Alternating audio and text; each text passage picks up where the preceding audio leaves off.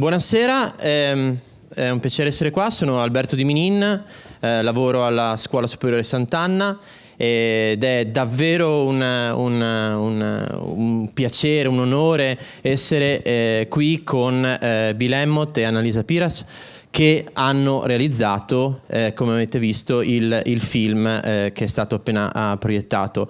Annalisa e Bill sono in questo momento impegnati in un tour, un vero e proprio tour de force, per presentare il film in diverse piazze italiane, in diverse città italiane.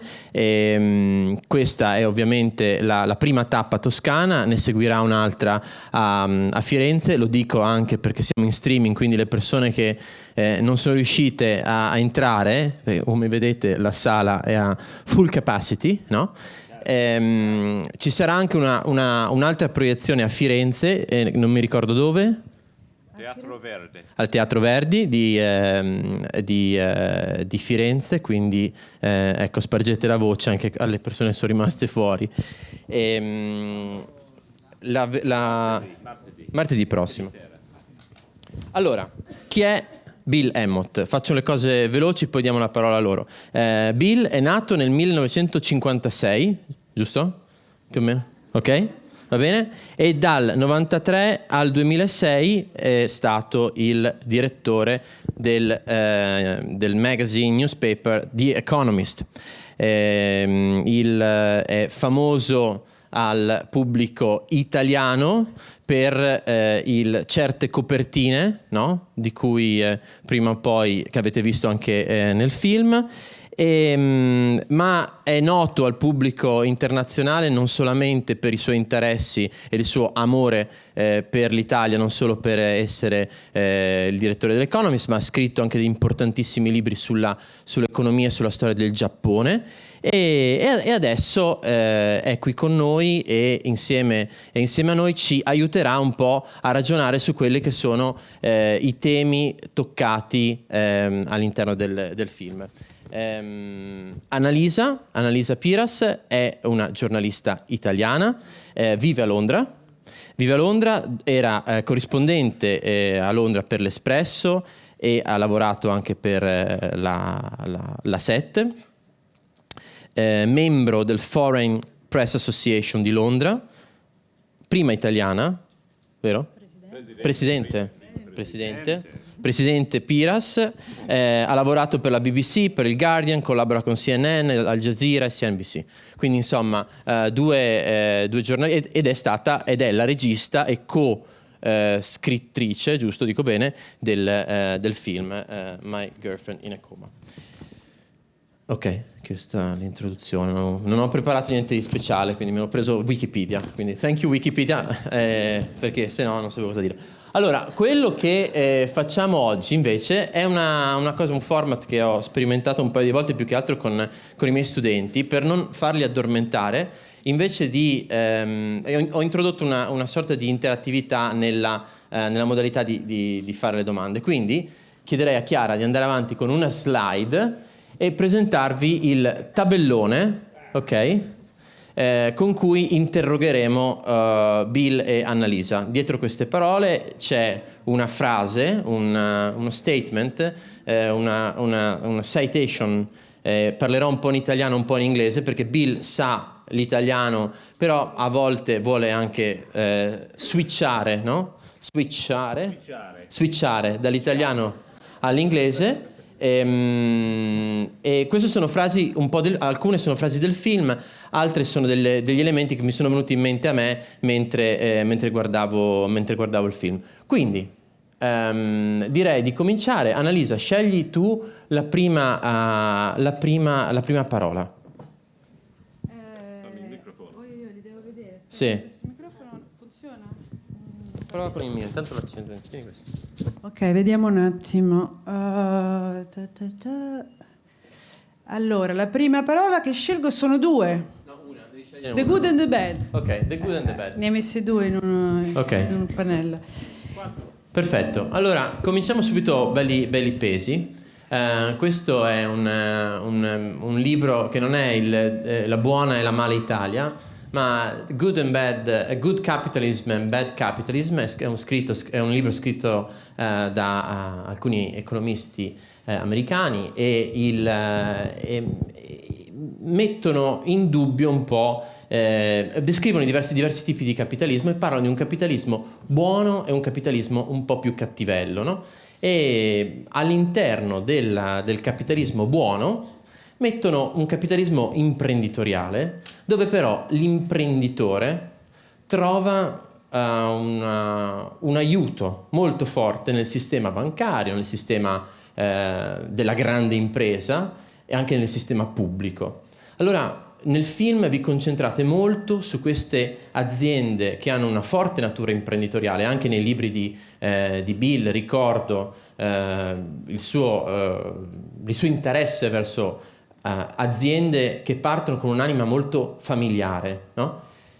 Domanda: questa alleanza tra questo tipo di capitalismo, questi imprenditori e il grande capitalismo italiano e la grande banca italiana, è mai avvenuto, sta avvenendo, oppure è una cosa che forse non è in linea col modello di sviluppo del nostro paese? So it's an alliance between entrepreneurial capitalists and the big banks, the big companies, and the formation of maybe like Japanese keiretsus. Is it something that in Italy you would envision as a possible good form of capitalism? Una domanda a entrambi, vedete un po' cosa volete rispondere. Con una risposta Twitter o di libro? Mi spiace, ma sono molto impressata della mia italiana. Allora parlo inglese. In insalata mista linguistica. It's the passion and the long-term view of Italian capitalism that I like. It's the selfishness and the lack of ambition of Italian capitalism that I don't like. So I don't think there's a form. I don't think there's a single way. But it's about the motivation of people and the motivation of people. So in the film, if you say Bill Emmott and Annalisa Pires like family-run businesses. Poi è vero, no? E poi è vero, ma nella nostra film, nella nostra pellicola esistono Ferrero e Ilva. Both are family-owned businesses. So what is the difference? It's a sense of, I think, of sustainability of the business, a sense of bene comune, of what is the wider purpose of the business, and of accountability. What is the accountability of the business? Mm-hmm. And in Ilva's case, it has not been accountable. In Ferrero's case, it's accountable to the market and to the community. Maybe Annalisa può... Annalisa, cioè, anche tu dall'estero hai visto, cioè, hai un punto di osservazione privilegiato, come molti italiani all'estero, di cui magari parliamo dopo, di vedere anche forse la fase di scale up, no? Che forse è un po' impedita a certe forme di capitalismo familiare all'italiana. Io non sono un giornalista economico del calibro di Mr. Emmott che può parlare di capitalismo, diciamo, in modo molto più competente di me, però se posso aggiungere qualcosa a quello che ha detto Bill, che fa parte delle riflessioni che noi abbiamo fatto mentre facevamo questo film, che sì, vuole parlare dell'Italia, però vuole anche affrontare un po' i problemi dell'Italia, che sono anche parte di altre nazioni europee e di altre nazioni nel mondo. Quindi il problema della crisi del capitalismo che ci perseguita dal 2008, dalla caduta di Lehman Brothers. Quello che Bill voleva fare era guardare a quello che succede in Italia e cercare di affrontare questo problema. In Italia si dice il capitalismo ha fallito, ci sono delle generalizzazioni sul capitalismo che sono molto semplicistiche e che non tengono conto invece delle cose positive che il capitalismo ha fatto. Quindi lui, guardando al capitalismo e guardando all'Italia, ha fatto questa riflessione che in realtà L'Italia, che ha inventato il capitalismo nel Cinquecento con le prime banche dei Medici, proprio qui in Toscana, che ha creato le fondamenta del sistema capitalistico, ancora oggi ha delle lezioni da dare al mondo. Ha delle lezioni da dare al mondo perché in certi casi, come per esempio il capitalismo familiare che guarda a lungo termine, che stabilisce un rapporto col territorio e con i dipendenti, l'Italia può dare lezioni al mondo. Dov'è che non può dare lezioni al mondo? È nel modo in cui ha imbrigliato la capacità imprenditoriale italiana e gli ha impedito di svilupparsi, non creandogli intorno le opportunità. Quindi la riflessione, alcuni hanno detto questo, semplificando molto, è un film liberista a favore del capitalismo, dice che il capitalismo è tutto bello. In realtà la riflessione che Bill voleva fare era un po' più sottile, dicendo facciamo attenzione, e non esiste un unico capitalismo, ne esistono 50 sfumature di capitalismo, alcune delle sfumature più belle sono in Italia, guardatele e capite quali sono le cose invece che bloccano lo sviluppo positivo del capitalismo che potrebbe avvenire in Italia. Chiara, scusa, scegliamo un'altra domanda. Facciamo scegliere a Bill adesso. Bill? Sì? Ok. Perché JFK? Prova. Scegli. No. No? Ok, JFK. JFK. Allora, non so perché mi è venuta in mente la frase di JFK del presidente Kennedy guardando il film, però è una frase che secondo me molti italiani si dimenticano e si lamentano quando facendo la classica fila alle poste, no? Così. Però dico, il presidente Kennedy dice non chiedere che cosa deve o può fare lo Stato per te, ma prova a dire anche tu che cosa puoi fare o dare al tuo paese. Voi avete incontrato, you've met a lot of people, of Italians, both in Italy and abroad, that are living, following this sentence. And I think that some of the people that you've interviewed are really giving a lot to the country they live in, right? Yeah, no, è un'idea bella per il nostro film. La mancanza di un senso dello Stato, ma anche dei beni comuni della nazione. È uno dei problemi più grandi dell'Italia, secondo noi. And you're right, that many people we interview in the film have very strong sense of public and national interest, but they're not supported, they're not strong enough. And the other word I was tempted to, of course, mention, il peccato numero uno degli italiani, secondo Marco Travaglio nel nostro film, è ignavia.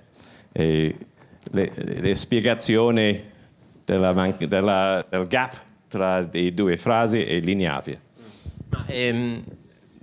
Tra di voi, se doveste scegliere una persona, un esempio tra le persone che avete intervistato che vi ha particolarmente colpito per la sua capacità di dare anche forse un esempio per questo paese, who would you pick?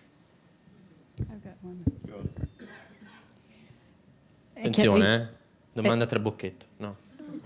No, affatto. No, io personalmente, perché questo poi è stato un viaggio di scoperta anche per me, perché tornavo in Italia dopo 20 anni e cercavo di capire che cosa valesse la pena di raccontare. Per me l'intervistato che mi ha colpito di più è stato Don Panizza. Sì, esatto.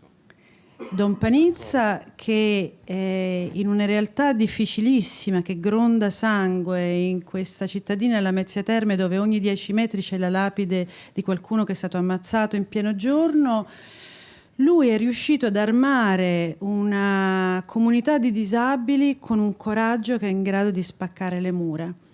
E io sono d'accordo con quello che dice Roberto Saviano, che per battere l'ignavia bisogna trovare degli esempi che ti spingono a essere più forte di te. E quando tu vedi gente come Emma con il respiratore che sta sulla sedia a rotelle ma ti dice dobbiamo diventare uomini liberi, ti fa sentire dentro di te che tu non hai più nessuna scusa per essere un ignavo, perché se lo può fare lei lo possiamo fare tutti. E mi è piaciuta molto la tua scelta di JFK, perché forse tu non sai che la frase preferita di John Fitzgerald Kennedy era un suo adattamento della frase che noi abbiamo scelto per finire il film.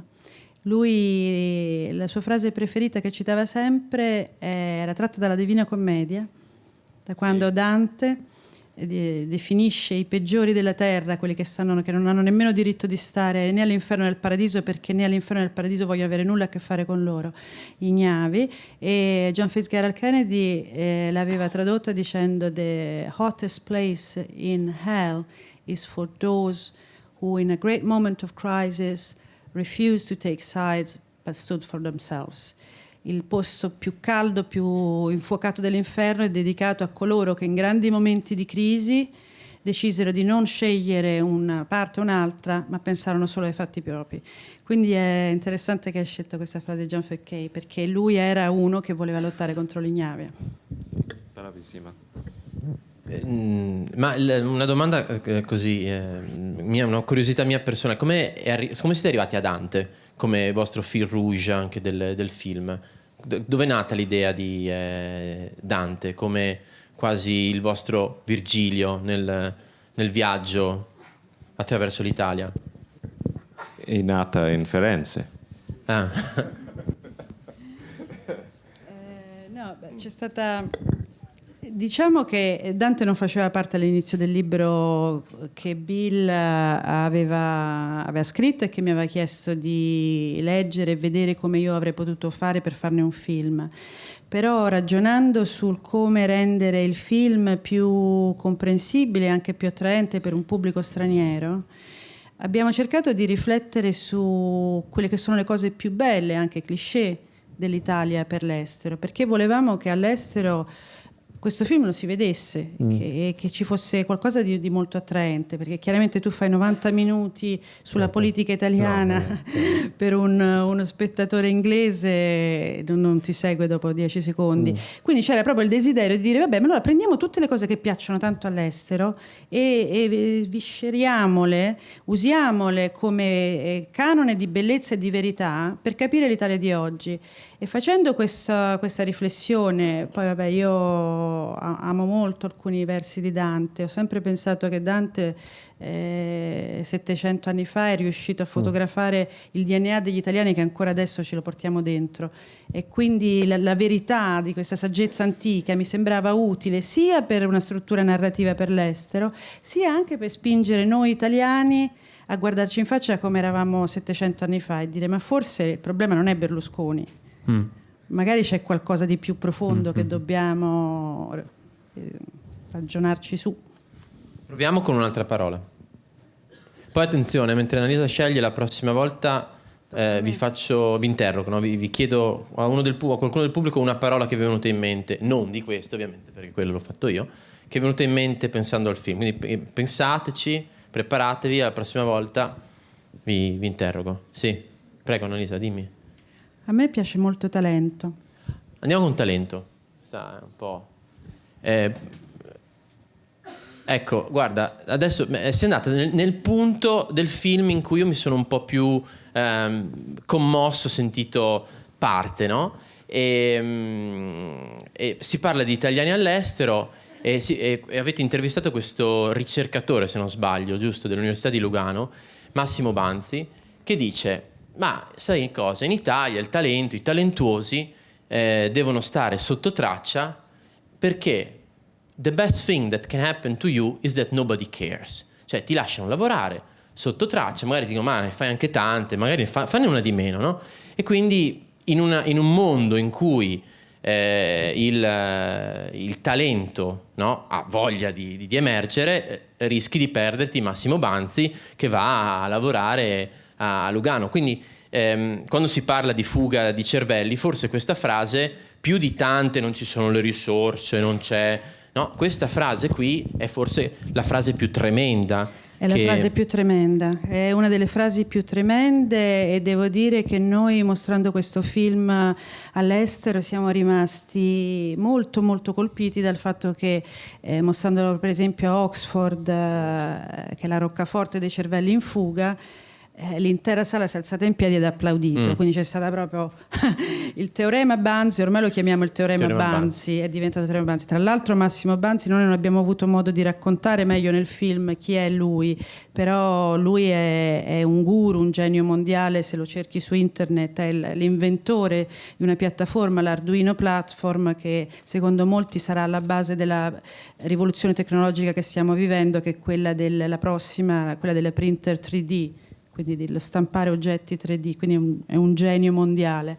Massimo Banzi non è riuscito a fare nulla in Italia, era partito dall'Italia, era partito da Ivrea, stava nel centro lì di ricerca, è dovuto scappare, è andato in America ha trovato persone che gli hanno dato un sacco di soldi per portare avanti le sue ricerche e adesso lavora dappertutto nel mondo ma non in Italia. Quindi è un po' il teorema Banzi, il paradigma Banzi è la tragedia del talento sprecato degli italiani. Talento sprecato che è una tragedia che grida veramente vendetta al cielo in un momento storico in cui il talento e l'innovazione sono la carta fondamentale per vincere le sfide del cambiamento del modello economico. Quindi che l'Italia abbia questi talenti straordinari e che li faccia andare via perché?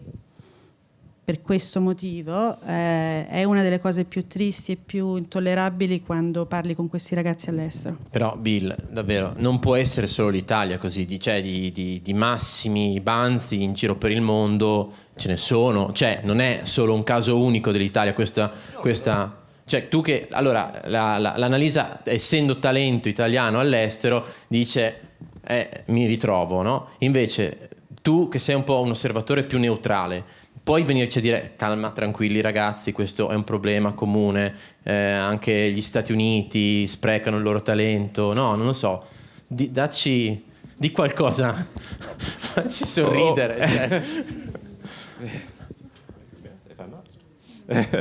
The first thing I'd point out is that talento in giapponese è come un veline.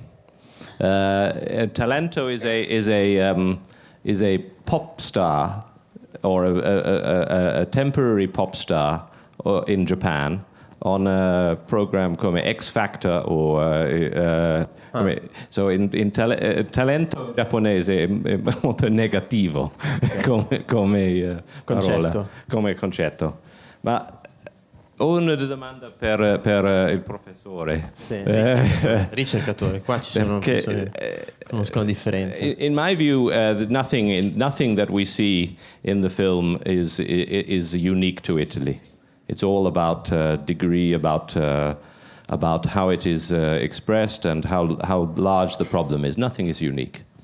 But because the thing that I, in my books and in the film, have often been surprised about is la mancanza dell'ambizione imprenditoriale in Italia. Why are there so few companies that want to really dominate the world? Why do companies are satisfied with being small, being beautiful, but not taking over the world? What explains the motivation of an entrepreneur? I can understand why in science or in academia or in professions people say, don't do something too exciting, don't do something too innovative, it will shake things. But to me it's a contradiction in business. You want to make money, you want to innovate, but you don't want to get very big? How can this be true? Why aren't there so many Italian companies that want to? Chapter 11 protection has been just introduced in this country. We didn't have Chapter 11 protection since till yesterday. Yes. Giusto? Cioè questo mi sembra di capire, non sono un esperto di diritto commerciale, però one of the latest... delle leggi. non lo so, però... Maybe because of this, but forse il pubblico ha una risposta. Perché le aziende italiane o gli imprenditori italiani? Tu stai chiedendo perché gli imprenditori italiani amano rischiare, però fino a un certo punto. Esatto. Avete una risposta? Someone? La Fiat ha rischiato con i soldi pubblici. Cioè Marchionne che fa le interviste con la polo elegante in italo-canadese mi parla di noi abbiamo deumanizzato. la frase più sensata di Marchionne che ho sentito negli ultimi 6-7 anni fa: devo ammettere che anch'io non ho capito nulla di come va il capitalismo.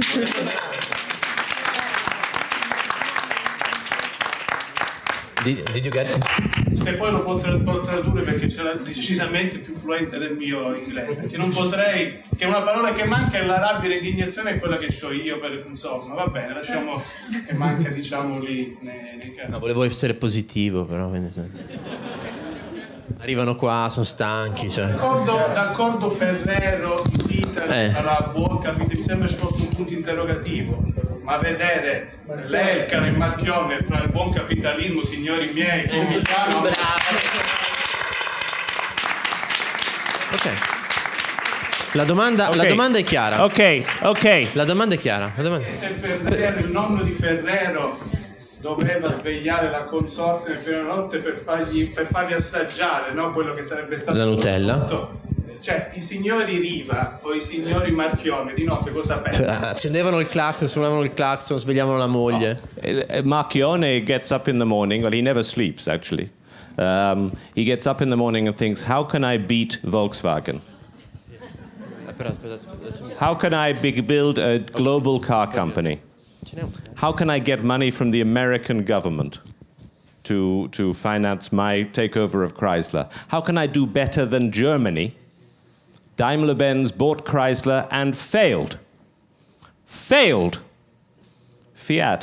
bought Chrysler and is succeeding. Why aren't you proud of this? Perché non siete orgogliosi di questo? Chiede Bill, dice la Fiat è riuscita in America a fare un'operazione dove anche il governo americano aveva fallito. Le aziende tedesche. Scusa, ok. Daimler-Benz, ok, I get the Fed, ok. All right. Cioè, i tedeschi sono falliti e la Fiat ci è riuscita a fare questa operazione e appunto Bill ci chiede come italiani, però è una domanda, cioè io non lo so, ho la mia risposta, perché non ci sentiamo orgogliosi di questo risultato? L'ha fatto mettendo gli operai, quelli che dovrebbe valorizzare con le sue affermazioni. Devi parlare al microfono. Perché secondo quello che io reputo un fallimento di Marchionne, quale imprenditore, capitano di industria, è quella stessa cosa per cui per tanti anni, l'esempio eclatante dell'Ilva, è stato messo, lì c'è stata la drammatica scelta, e poi si sono visti nei mesi passati, non so se lei ci abbia fatto riferimento, Fedele, si fronteggiavano nelle stesse strade dei Tamburi, quel quartiere moribondo di Taranto, persone che da una parte erano perché l'azienda non chiudesse, consentisse di far lavorare le persone uccidendole, e dall'altra c'erano quelli che andavano a protestare contro i magistrati che cercano di far applicare la legge. Cioè questo è il discorso, perché si mette la gente spalle al muro, e allora è evidente che in un periodo di crisi così c'è purtroppo gente che debba accontentarsi di prendere 1.200 euro sapendo di morire, probabilmente di ammalarsi, di morire, o nel caso di Pomigliano parlare di svolta dei rapporti industriali con quel referendum finto in cui ci hanno fatto credere che Pomigliano, il modello di Pomigliano, la Newco, si è visto come è finita. Ok, scusate, però non possiamo passare un'intera serata a parlare della questione Fiat. Io vorrei solo dire una cosa, che il film mi sembra faccia una distinzione molto chiara tra l'Ilva, che Bill definisce uno degli scandali più gravi in Europa negli ultimi 50 anni ed è messa alla fine dell'inferno, e la possibilità di salvezza che le operazioni di rinnovamento di Marchionne stavano facendo presagire un anno fa, quando c'era ancora in piedi Fabbrica Italia. Quindi non è affatto vero che il film fa un'equazione tra Ilva, anzi fa la differenza tra quello che Marchionne ha fatto cercando di fare con i soldi del governo americano di salvare la Fiat in Italia, e Ilva come bad capitalism, il capitalismo malato e corrotto che baratta il lavoro con la vita degli uomini. E c'è una differenza epocale, proprio abissale, secondo me. Comunque magari passiamo avanti, perché se passiamo a parlare tutta la sera della Fiat. Why don't you ask? Perché non è un scandalo che il gruppo Rizzoli e Corriere della Sera ha tagliato 20% dei operai o dei impiegati. Perché solamente Fiat? Perché non e altre aziende? Rizzoli, Corriere della Sera, cosa dici? Sì. Cioè non focalizziamoci troppo su quello, guardiamo anche ad altri casi che sono... Sì. Però Chiara, prova anche un altro... Sì. Sì, volevo dire una cosa sul talento, molto piccola. Io credo che in Italia abbiamo un sistema scolastico che sicuramente funziona e che come livello medio qualitativo forse è alto, più alto che in altri paesi. Ma nel sistema scolastico italiano, dalle prime scuole fino all'università, forse non c'è un'adeguata valorizzazione del talento, inteso come diversità. Si tende a dare una buona istruzione di base, ma si tende un pochino a tenere nella linea e nel livello le persone che invece dimostrano qualità, che escono il thinking out of the box. Questa cosa non si valorizza molto nelle università italiane. Lo dico perché Banzi, che ho avuto la fortuna di conoscere personalmente, ha raccontato a Roma, a un evento, al Worldwide Rome, che lui si è annoiato a fare l'università italiana, ingegneria, perché si sentiva molto costretto a fare delle cose molto ripetitive, molto di base, e lui si è molto più divertito alle scuole superiori a fare una scuola tecnica, l'ITI, una scuola professionalizzante, dove metteva le mani sui circuiti, smontava, e che lui dice che è lì la chiave per aver fatto Arduino e non all'università, e questo forse ci potrebbe far riflettere. Che ne dite? No, secondo me la cosa di Banzi tragica è che lui Arduino l'ha inventato in Italia e poi lo ha realizzato in America, in Svizzera. Cioè, questa è la cosa tragica, che quindi questo genio che è stato creato in Italia poi ha dovuto dare il frutto della sua genialità altrove. E perché? Questo che ci dobbiamo chiedere, non se il sistema italiano funzioni bene o male quando li crea questi geni, ma perché queste persone poi vanno a realizzare la loro genialità altrove e non qui. Infatti l'Arduino è stato inventato all'Interaction Design Institute dell'Ivrea, che è stato chiuso da Telecom Italia. È una decisione orribile, secondo me, senza visione. Ma le altre spiegazioni, l'intervento dei partiti politici con il clientelismo sui tanti universitari in Italia, e la colpa della sinistra, anche della destra, ma spesso della sinistra. Bill, aggiungiamo ancora un po' di carne al fuoco, poi prendo un po' di domande dal pubblico. Scegli un'altra domanda, scegli un'altra frase, parole. I giovani d'oggi. Ah, ok, i giovani d'oggi. Allora, eccoci. Il pontefice si è, come sapete, ha rassegnato le dimissioni e ha lasciato questa interessante motivazione in cui appunto è andato a dire: nel mondo di oggi, soggetto a rapidi mutamenti, è necessario il vigore sia del corpo sia dell'animo. Allora, questa frase, perché guardavo il film e intanto c'erano queste notizie alla TV, mi ha fatto pensare un po', ma questo esempio, no, del Papa è una cosa che forse nella politica italiana è un po' lasciato dietro. Cioè, nel senso, i nostri politici farebbero bene ad ascoltare, a guardare l'esempio di una persona che dice: il mondo d'oggi è troppo soggetto a rapidi mutamenti, io devo farmi da parte perché non ho più il vigore, non riesco più a starci dietro. C'è qualche, nei vostri viaggi per questo paese, avete notato questo problema?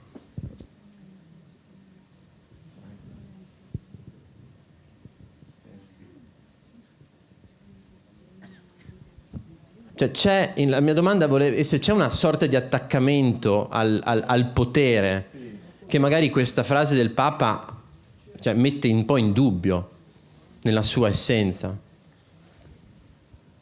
Molto difficile per me come visitatori stranieri, ma capire come... Perché secondo te non è Matteo Renzi il candidato del PD? Perché? Io devo rispondere, Il io non simbolo del cambiamento, dei giovani? Perché? No, io non sono la persona giusta. Se c'è qualcuno nella platea che può rispondere a questa domanda di Bill, io non... dibattito, non dibattito, no. Non saprei. Annalisa, hai tu la risposta a questa domanda? No. Cioè, secondo te è in linea con questa provocazione? Quello che noi vediamo in Gran Bretagna è che le ultime 2 elezioni si sono combattute tra 2 leader appena quarantenni.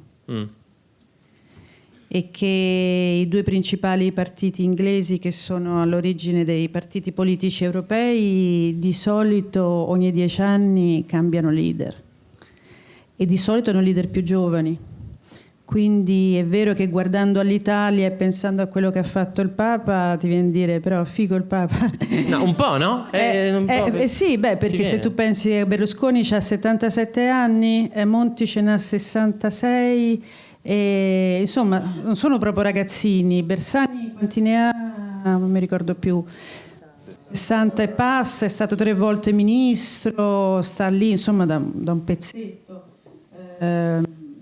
Chi altro c'è di ragazzino? Non lo so, secondo me è un problema, nel senso che quando vedi delle democrazie che funzionano, in cui c'è l'alternanza e il paese va avanti, ci sono leader più giovani, ci sono partiti che si rinnovano.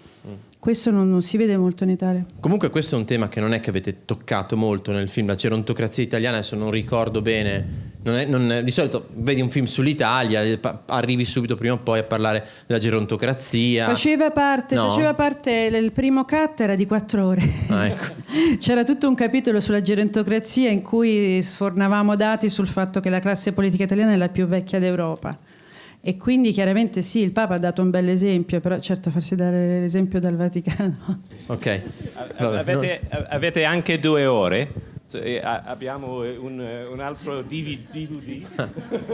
C'era una domanda dal pubblico. Sì, vai. Hi, Bill. We remember you. We met in London, I think 2 years ago, and I'm so happy to one of the person who decided to go the other way around, to go back to my country to try to help in some way. And I do believe we have to step beyond this kind of polarization between what is wrong in Italy and what is good outside, because I think the way forward is to try to combine the best. And as you know better than me, open innovation could be an answer, and trying to open our boundaries in order to have a core business can be different, which can be different in any different countries, but try to collaborate. I think the future is collaboration. The future is more Europe and less countries, and we can have a great lesson from Renaissance, in which there was some very good visionary men who tried to boost all the different capabilities with a different background, and I think creativity is the way forward, but collaborating all together. That's my proposition. Collaborare? Sì?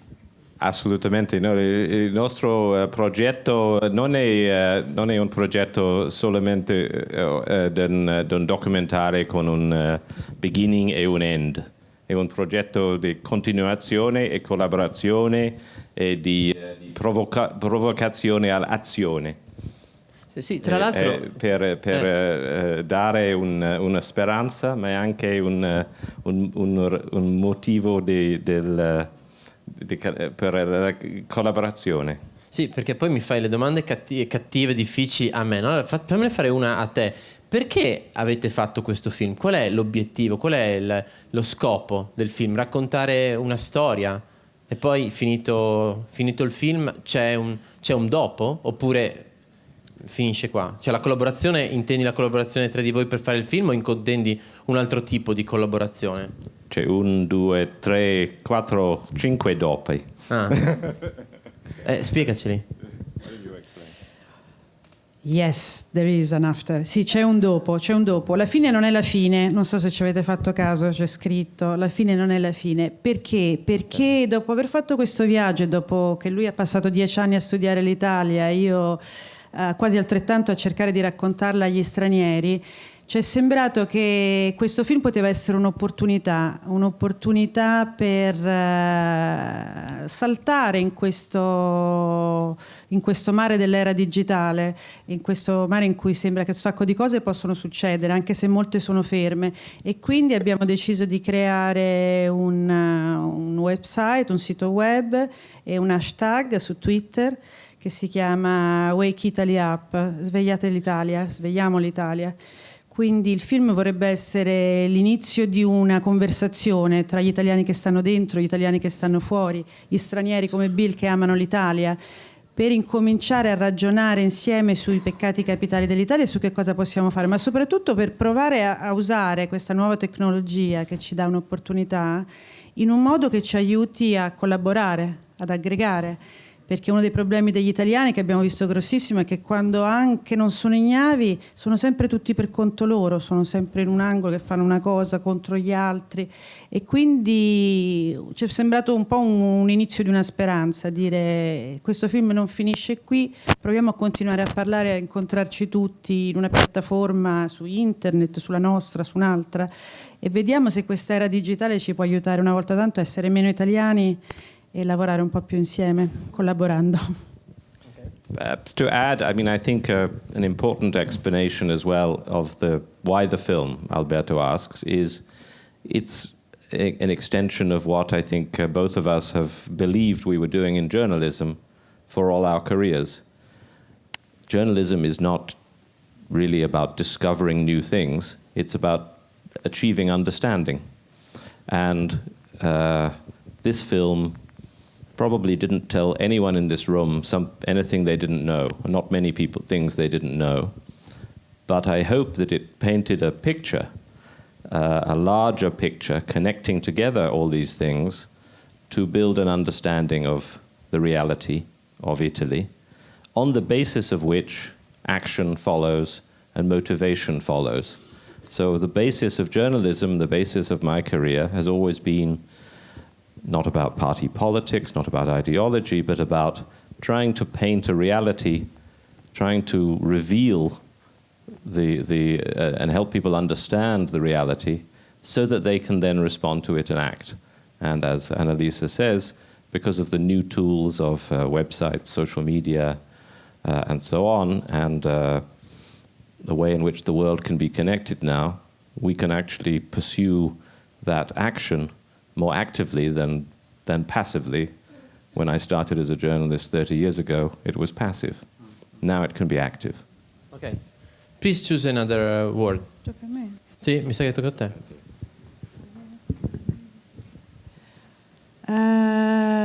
Gabbie. Ok.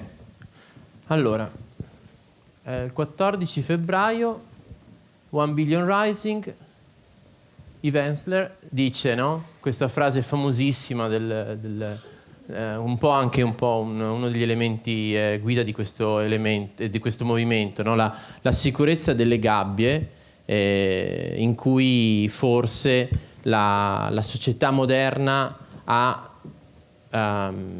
costretto il ruolo della donna in diverse situazioni.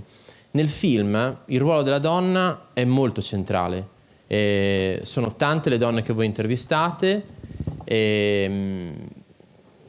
Qui quando stavo vedendo il film ed era appunto il 14 febbraio, mi è venuto proprio assolutamente in mente questa frase di Ensler, perché secondo me voi raccontate diverse di queste gabbie in cui in Italia le donne di cui parlate sono imprigionate o tentano di fuggire. Annalisa, tu non sei fuggita da queste gabbie, sei un'italiana all'estero, e da italiana all'estero come ci racconti quello che voi volevate dire sulle donne in Italia in questo film?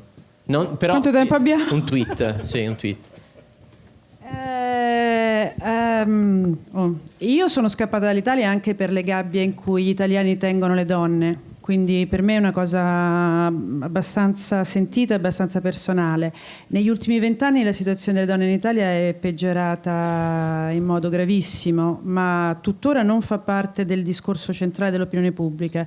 Una delle cose secondo me più tristi di queste elezioni è che non c'è una sola donna leader carismatica che possa incarnare la tragedia di questo momento storico in cui le donne italiane sono 30 anni in ritardo sulle altre donne europee per quanto riguarda la rappresentanza politica e i diritti sul lavoro, il salario, la disparità di salario, e oltretutto negli ultimi anni c'è stata questa novità del femminicidio che è terribile, anche quella non ne parla nessuno. In Italia si massacrano le donne, è un massacro silenzioso, non se ne parla. Quindi secondo me questa delle gabbie in cui gli italiani hanno messo le loro donne e il silenzio che c'è intorno a queste gabbie è una delle cose più agghiaccianti dell'Italia di oggi vista come donna da fuori. Io quando parlo con le mie colleghe giornaliste inglesi o spagnole, loro regolarmente mi dicono ma com'è possibile? E io non ho una risposta. Bill? Poi una sorpresa. Ho una sorpresa. Però prima... Okay, I could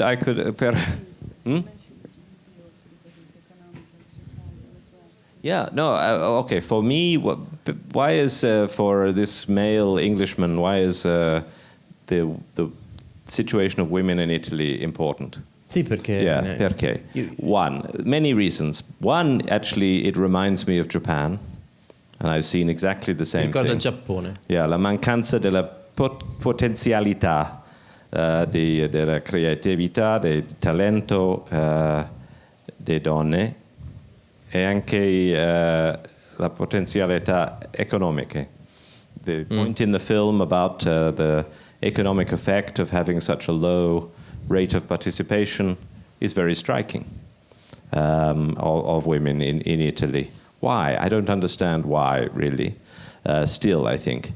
But also the situation of women in Italy is a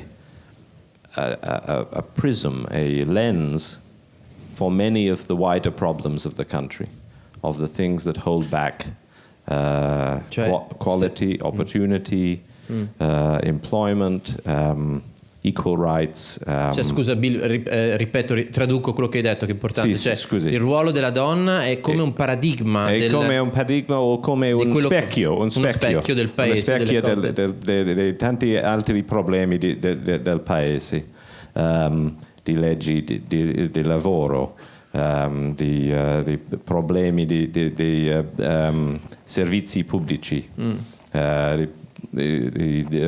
reddito e il debito pubblico. So women, as Emma Bonino and Susanna Camusso say, is the only welfare system because of the public finances problem. Cioè, non so se vi ricordate il passaggio del film a cui si riferisce Bill, che dice la Camusso dice che le donne in Italia sono l'unico sistema di welfare, di sicurezza sociale. Sì, e di previdenza sociale. Il fallimento del servizi pubblici and of government management. Allora, senti, ok, una sorpresa. Dimmi. No, la sorpresa è questa, perché tutti di noi abbiamo i gabbie. Non solo le donne italiane, tutti di noi abbiamo le gabbie. Ok, come ha detto prima, per me una sorpresa italiana è che tanti sezioni del pubblico amano le gabbie. Perché? Amano le gabbie come sicurezza, come definizione. Perché? Allora, io non rispondo ma faccio rispondere a una persona che è in platea, che l'ho scoperta qua in platea. No, ferma, perché ci sono diversi momenti in cui abbiamo tirato in causa anche i partiti, no? Inevitabilmente quello che è vecchio, quello che è nuovo, eccetera. Qui con noi c'è una professoressa, rettore della Scuola Sant'Anna, capolista del PD in Toscana, Maria Chiara Carrozza, a cui chiedo, no? Puoi per favore cercare di rispondere ad alcuni degli elementi che, insomma, il PD qui è stato chiamato in causa, secondo me, direttamente o indirettamente nel film diverse volte, ed è un po' stato un po', no? Associato a certi aspetti, tra virgolette, vecchi del sistema. Tu che vecchia non sei, sei anche al momento, al momento sei anche capolista in Toscana, cioè sei nella posizione giusta per darci una risposta in questo momento. Sì, allora io mi scelgo un'altra domanda. No, scherzo. No, scherzo. Però volevo solo dire 2 parole. Sì, è vero, sono stati chiamati in causa i partiti. A me il film è piaciuto moltissimo. Penso che sia giusto mostrarlo anche nel pieno della campagna elettorale, perché da una prospettiva probabilmente di 2 persone, una persona straniera, una persona che vive all'estero e che guardano questo paese con l'occhio di chi magari non sa proprio tutto quello che accade e le ragioni di tutto, e quindi anche vedere, insomma, con uno sguardo che un italiano direbbe naif, un po' ingenuo, è un occhio ingenuo. Spesso gli italiani pensano e guardano alle cose e non riescono ad essere ingenui, cercano di trovare sempre delle motivazioni sofisticate. Invece questo film insegna a guardare le cose con l'occhio dei bambini che vedono e si chiedono: ma perché le cose vanno così male, e si precipita sempre più in basso. Quindi penso che sia un film molto utile in questo momento. Però ci sono alcune cose che vorrei dire. Primo, che non è vero che siamo tutti uguali. Ecco, il messaggio del film è un po' anche siamo tutti uguali, sono tutti uguali, la politica non funziona. Non è proprio così. C'è qualcuno che cerca di cambiarla la politica, e forse per un seguito io vi consiglierei di esortare gli italiani a cambiarla la politica. E anche questi ragazzi che sono qui, e dire: se non vi piacciono le gabbie, invece che scappare, magari scappate, studiate, però poi tornate e queste gabbie rompetele. Basta poco per romperle. Le assemblee sono pubbliche, i dibattiti sono pubblici. Qui c'è tanta gente che è venuta. Voi avete potuto fare il film nel pieno della campagna elettorale parlando di Berlusconi, di Monti, e non è successo niente. Cioè è un paese ancora democratico, è un paese che ha bisogno di ragazzi e ragazze che vogliano cambiare la politica, che si candidino a diventare politici. E penso che dire perché non è diventato Matteo Renzi non è la domanda giusta. Secondo me la domanda giusta è anzi è un'affermazione: Matteo Renzi ha fatto molto bene al Partito Democratico e ha fatto bene all'Italia, e forse dovreste rilevare che è successo qualcosa di diverso, che dopo tutta la battaglia con Matteo Renzi, Bersani, gli schieramenti, il partito si è riunito, ha rinnovato profondamente, specialmente qui in Toscana, ed è ripartito.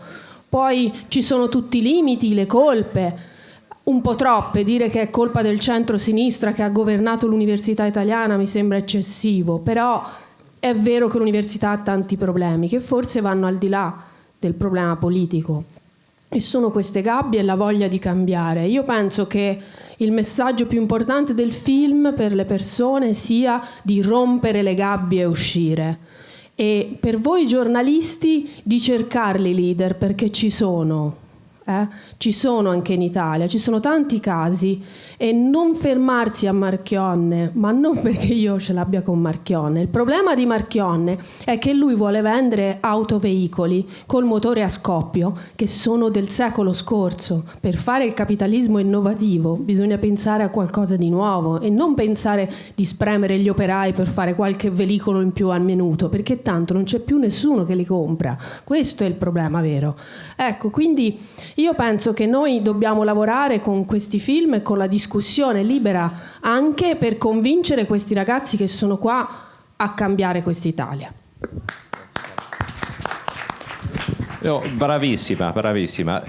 Ho due risposte. Uno, che ho sempre gli occhi di un bambino, sempre. Assolutamente necessità per un giornalista. E là, scusa? È la necessità. Sì, è la necessità di un giornalista. Dice, Ho capito, di avere scusa. gli occhi di un bambino. Seconda risposta è Marchione e Renzi. Sono due rottamatori. Marchione vuole la rottamazione del sistema Confindustria e i sindacati. Il sistema egoista di gabbie per il sistema di Confindustria e CGIL, Fiume, eccetera. Due rottamatori. Sì. Ok. Solo brevemente, chiaramente Prego. il film incita i ragazzi a svegliarsi e rimpadronirsi della politica. Il film proprio finisce dicendo Wake Italy Up, tutti insieme, torniamo a rinnamorarci della politica attraverso questi strumenti che ci aiutano a parlarne. Non è assolutamente un film pessimista, solo questo volevo dire. Sì.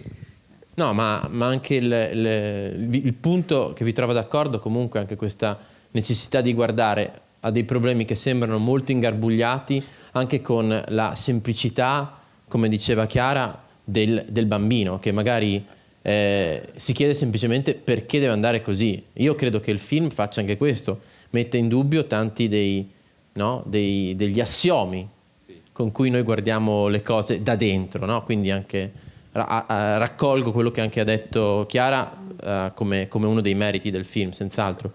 C'è una domanda dal pubblico.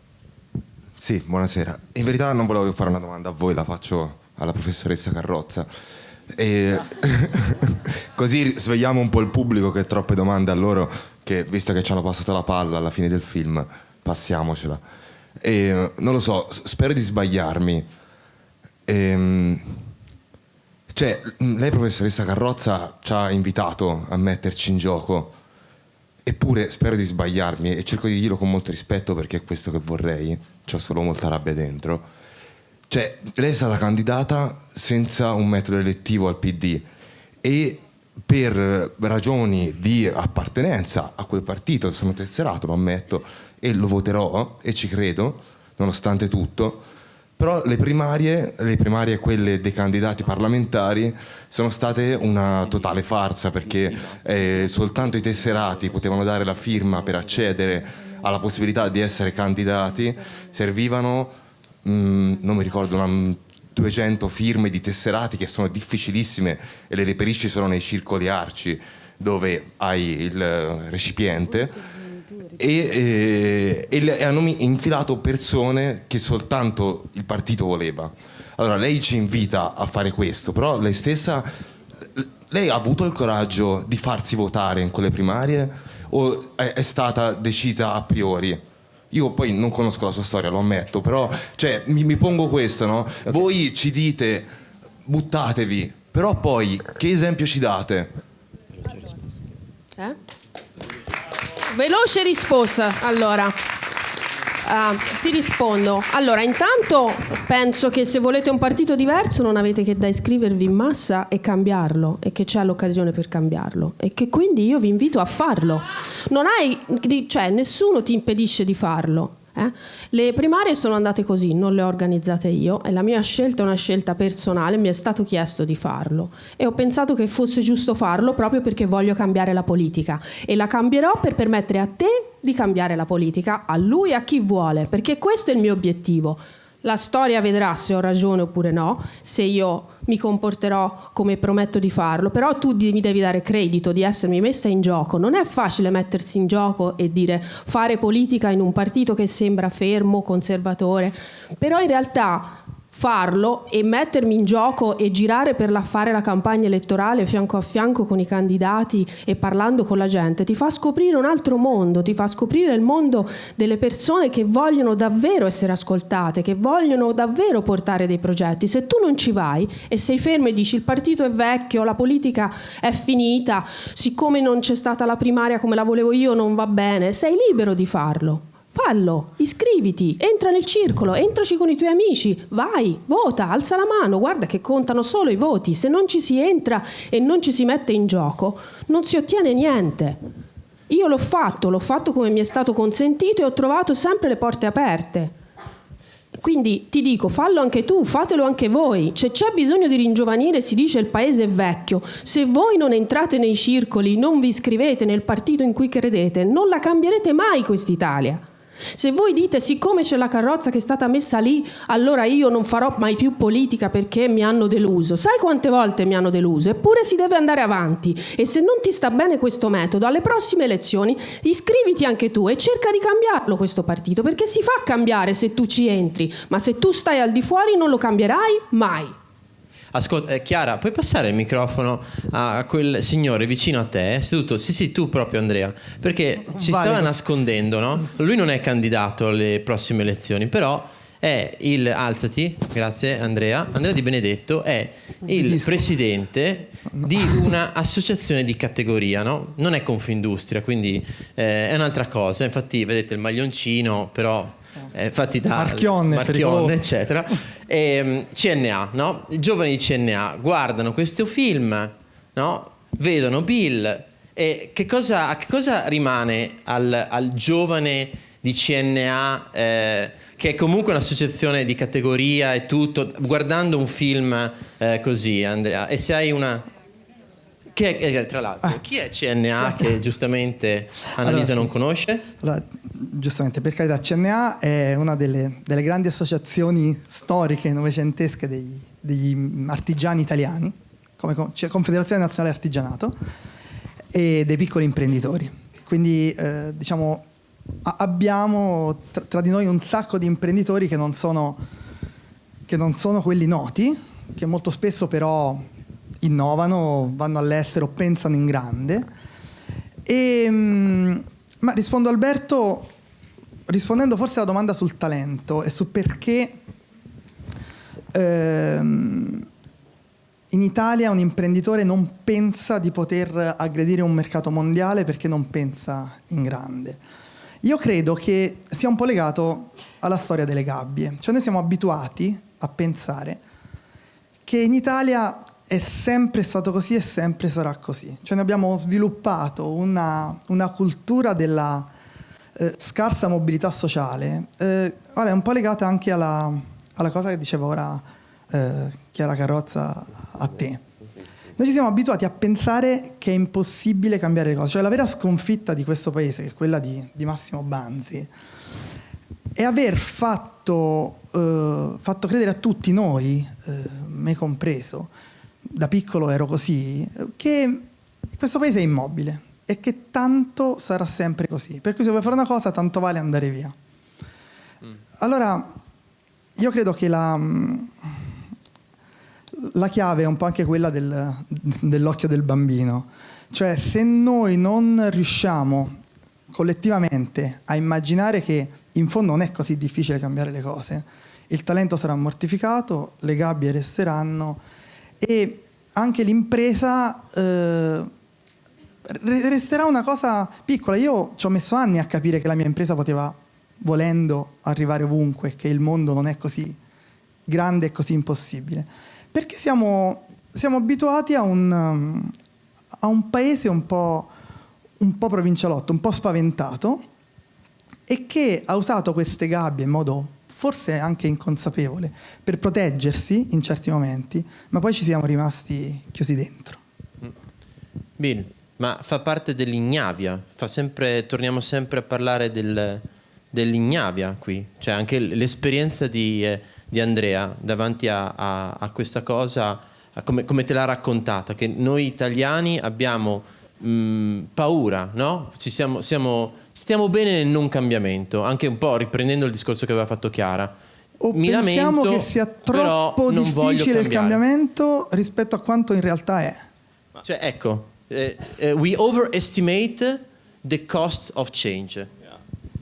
And I realized that this fear is not without foundation. Questa paura non è senza fondamento. Con gli anni di Piombi, di tanti conflitti, i problemi della macroeconomia, gli anni 80, dell'inflation, il debito pubblico, concorrenza con i paesi emergenti, eccetera. There are many reasons for fear. Ok. But then the question is, are there also obstacles Sì. that prevent the brave from taking their path? And it's really the obstacles I think people should focus on. Gli ostacoli Sì. ai coraggioso. Ai coraggiosi. Sì, ai coraggiosi. Però non è stato sempre così. Una delle cose interessanti secondo me del film è quando abbiamo fatto il grafico della borsa con le azioni dell'Italia che salgono e scendono. Ah, sì. L'Italia nella sua storia ha dato degli esempi di capacità di cambiare, di rivoluzionare tutto che sono strepitosi. Pochi paesi hanno esempi come il Rinascimento, come il miracolo economico, quando l'Italia era la Cina d'Europa. L'Italia è capace di cambiare, ma solo quando è proprio vicino al precipizio. E il problema è che noi sembra che ci stiamo avvicinando e non so se è arrivato il momento di dire ma dobbiamo proprio finire dall'altra parte prima di fare questi cambiamenti di cui gli italiani sono capaci. Ci sono delle persone che per la loro esperienza professionale, per il loro esempio, non solo nella politica o nell'imprenditoria, ma nel mondo della cultura, e voi ne parlate di queste persone, non hanno soprastimato o non stanno soprastimando il costo del cambiamento e, consci dei rischi del cambiamento, ci stanno provando. Come associazione Rena cerchiamo di parlare di queste persone e questo mi sembra proprio il momento, sembrava fatto apposta la risposta di Bill per dare la parola a Francesca, un po' per chiudere un attimo anche il nostro incontro di questa sera, per parlarvi del progetto Pionieri, perché darei la parola un attimo a Francesca, perché che lo conosce meglio di me, che è più brava e che è anche più bella, quindi sono una donna semplicemente. Lo presenta meglio, è più di... Vai. Puoi farlo ripartire, Chiara, per favore? Questo è il racconto della buona Italia che Rena cerca di fare, una caccia ai nuovi pionieri. 8 tappe per raccontare pionieri in Italia e in Europa. E la ricerca di organizzazioni, quindi soggetti collettivi, associazioni, imprese, start-up, che vogliamo raccontare perché sono coloro che tutti i giorni fanno il cambiamento e noi vogliamo raccontarlo. Si nutrono di intelligenza collettiva, lavorano con il territorio, sono aperte e collaborative, quindi hanno delle caratteristiche specifiche, sono responsabili perché c'è un'etica, no, della responsabilità e del cambiamento che promuovono e sostengono, sono innovative perché innovano ogni giorno nell'ambito in cui operano, a proposito di capitalismo buono, sono giovani, ma non anagraficamente, ma perché sono nate negli ultimi 10 anni, ad alta connettività, quindi che siano predisposte a condividere con gli altri e a scambiare con gli altri le loro esperienze per arricchirsi, che siano concrete, quindi che portino avanti progetti significativi, che siano visionarie, che abbiano un'idea in testa e un'immagine di un mondo futuro migliore. Nelle aree che operano nelle aree in cui Rena è attiva da sempre, che erano quelle che vi raccontavo prima, la qualità della democrazia e lavorino per il bene comune, lo sviluppo delle comunità locali, perché crediamo che il cambiamento nasca e cresca anche dal basso soprattutto, che si dedichino alla formazione e al talento, perché su questo si baserà il nostro futuro. Abbiamo organizzato questo concorso che scade il 28 febbraio perché le vogliamo trovare, le vogliamo mappare sul territorio per far vedere che sono tante e vogliamo consentire che si conoscano fra loro e che quindi attivino ulteriore intelligenza collettiva. E vogliamo narrare una nuova storia, un'epica diversa, un'epica di un'Italia migliore, della buona Italia. Quindi i nostri partner sono ActionAid, La Stampa, CNA Giovani e The Hub. Verranno selezionate le 10 storie migliori che saranno raccontate da 10 scrittori d'eccezione, magari anche Bill, non lo so, glielo chiedo stasera, ora vediamo. L'evento finale sarà un grande evento e una festa di presentazione il 3 maggio. Pisa è una città di innovatori, di inventori, di start-up, quindi un terreno molto fertile dove potete trovare dei pionieri. Se ci siete potete candidarvi sul sito pionieri.progettorena.it. Grazie. Bravi.